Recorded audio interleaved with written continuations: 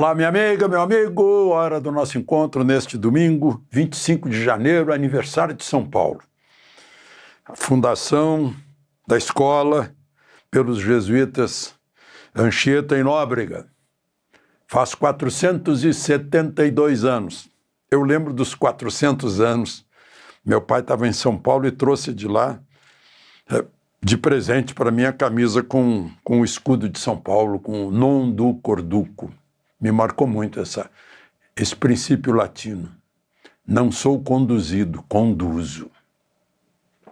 Bom, e hoje, triste lembrança de 7 anos de Brumadinho. 272 mortos.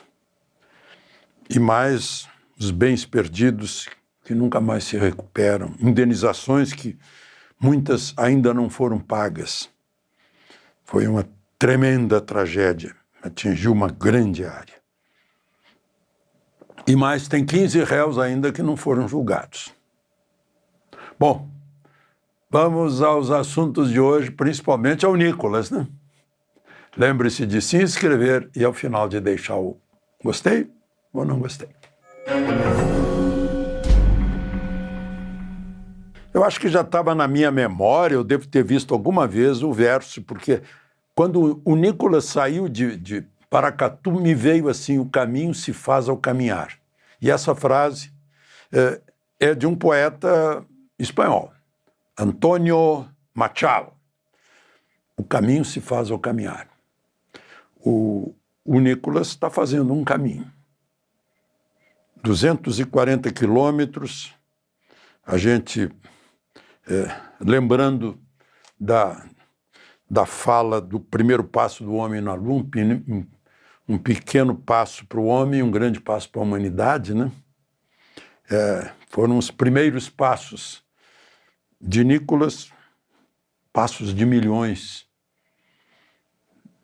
A distância de 240 quilômetros se torna uma distância infinita, quando essas coisas passam a ter um valor maior do que o caminhar em si. O Brasil é um país que já está no hino, deitado eternamente em berço esplêndido.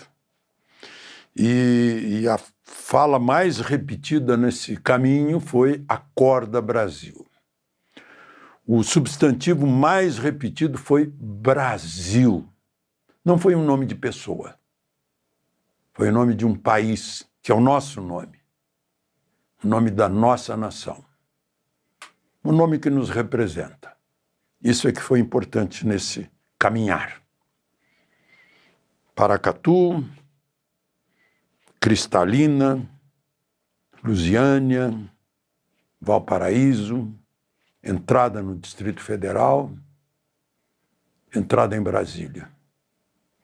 Quando o Nicolas estava entrando já no setor urbano de Brasília, nas proximidades do setor urbano, foi implodida uma torre, não a Torre de Marfim, mas um hotel chamado Torre Palace Hotel. Eu não sei porque a imprensa disse que era um hotel de luxo, era um hotel 4 estrelas, depois virou 3.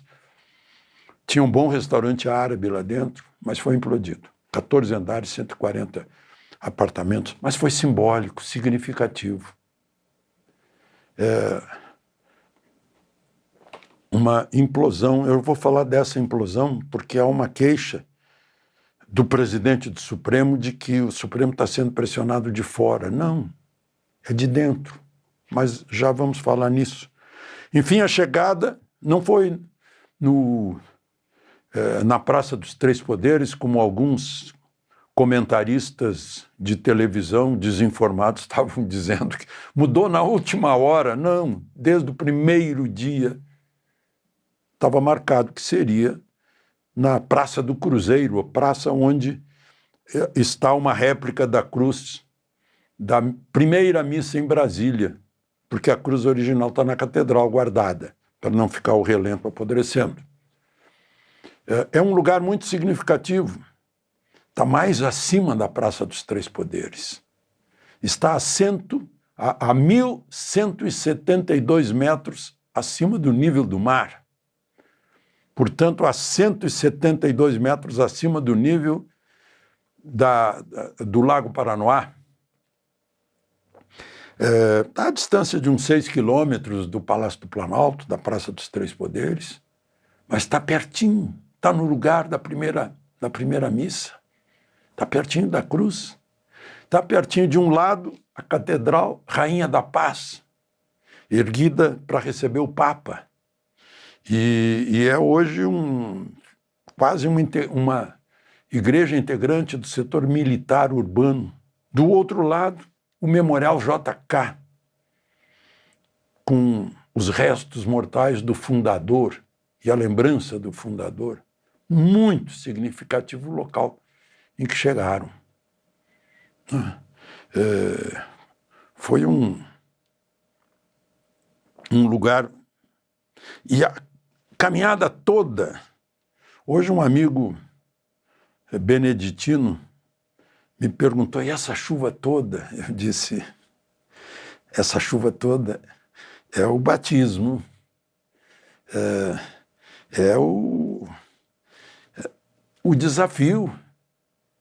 Chuva toda, do início ao fim da caminhada. E ainda um raio no fim.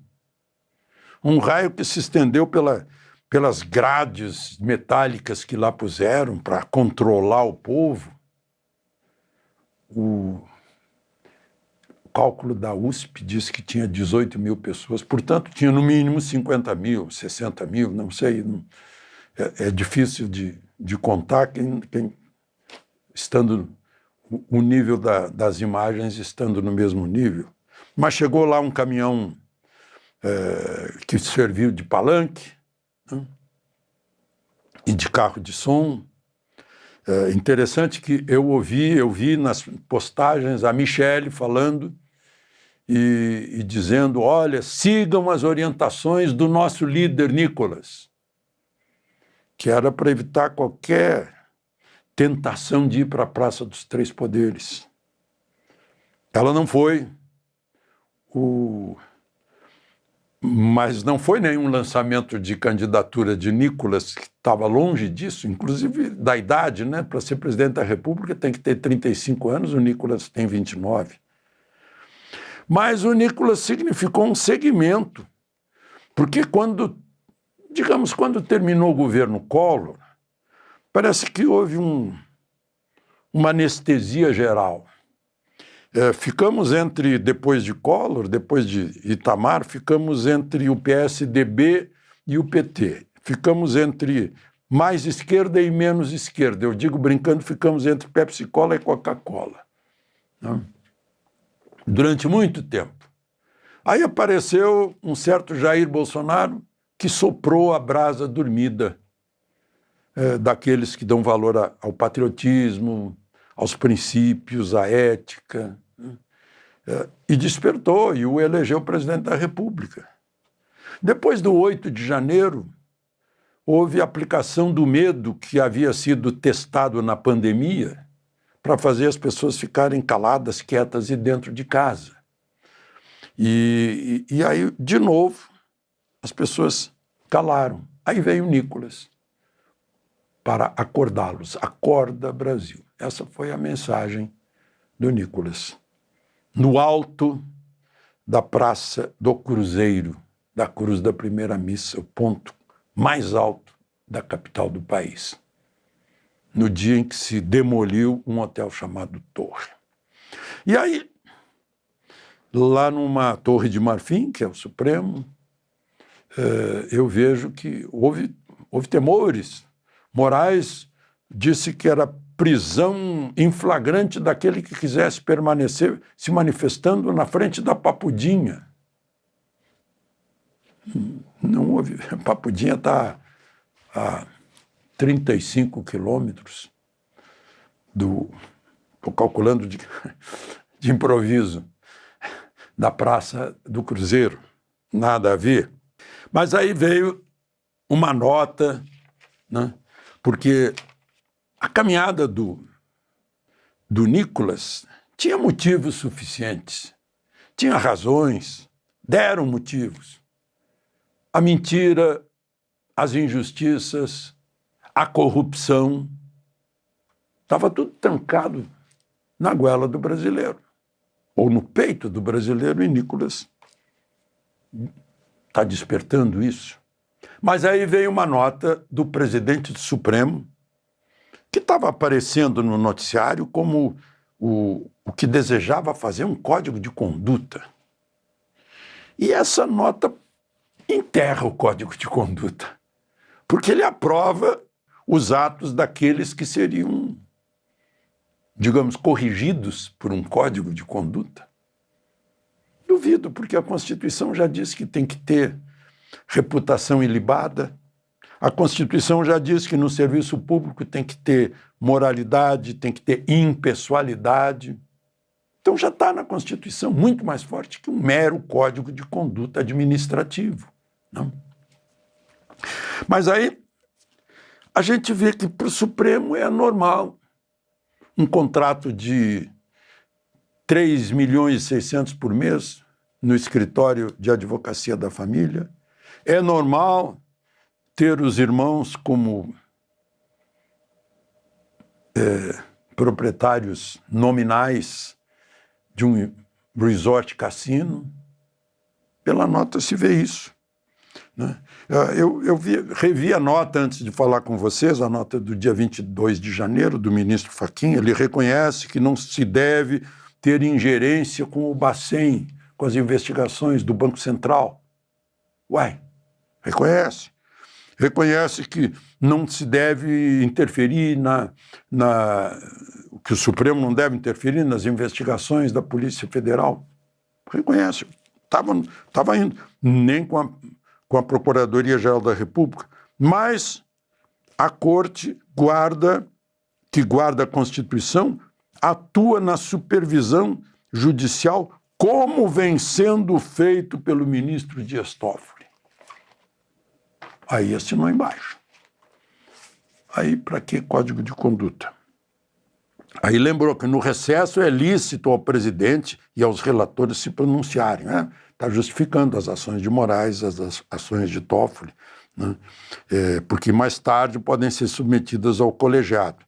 Né? Gilmar acompanhou, dizendo que, saudando que a Procuradoria mandou arquivar pedidos de senadores para julgar impedido de ser relator do Master, obviamente, o ministro Dias Toffoli. E ele disse que a preservação do devido processo legal é essencial para a confiança da sociedade, né, nas instituições. Ora, a recíproca é totalmente verdadeira. É por isso que está abalada a confiança da sociedade nas instituições, inclusive no judiciário. Porque o devido processo legal, as pessoas não têm visto isso. Né? Eu vou ler um trechinho aqui. Vocês me perdoem, mas é o que está escrito na nota. É induvidoso que todos se submetam à lei, inclusive na própria Corte Constitucional. Nada obstante, é preciso afirmar com clareza: o Supremo Tribunal Federal não se curva a ameaças ou intimidações. Espera aí, mas a ameaça vem de dentro. Foi o cavalo de Troia da política que entrou e abalou as muralhas. O cavalo de Troia, o Ulisses era o Barroso, que inventou que o Supremo tem que deixar de ser uma corte constitucional para ser uma corte política. Né? Quem tenta desmoralizar o STF para corroer sua autoridade a fim de provocar o caos e a diluição institucional está atacando o próprio coração da democracia constitucional e do Estado de Direito. No ponto de vista das pessoas que ouvem isso, ele está se referindo a gente que está ao lado dele, desmoralizando o STF com seus atos. Ou será que ele acha que isso é normal? Meu Deus! Ele acharia normal, ele, quando era advogado do MST, que lá o MST invadiu, ficou na terra do Paulo Pimentel. Né? Aí um juiz lá manda fazer uma cariação antes que os depoimentos fossem colhidos. Ele acharia normal? Não? Só para... O Supremo age por mandato constitucional e nenhuma pressão política, corporativa ou midiática pode revogar esse papel. tem pressão corporativa interna. Né? Pois é. A história é implacável com aqueles que tentam destruir as instituições. Ufa, a história. A história, tempo é o senhor da razão. Para proteger interesses escusos ou projetos de poder. Opa, está coincidindo com Lula. Deu uma declaração dizendo: é falta de vergonha na cara de quem defende o voto caro. Foi o presidente que disse, presidente da República. A quem será que ele está se referindo? Foi lá em Maceió, entregando casas do Minha Casa Minha Vida. Então, transparência, ética, credibilidade, respeitabilidade faz bem ao Estado de Direito. Perfeito. Assinamos todos embaixo, porque é isso que manda a Constituição. Eu acho que não vai ter solução desse jeito, né? Porque está vendo o problema como se estivesse fora do Supremo. De Brasília, Alexandre Garcia.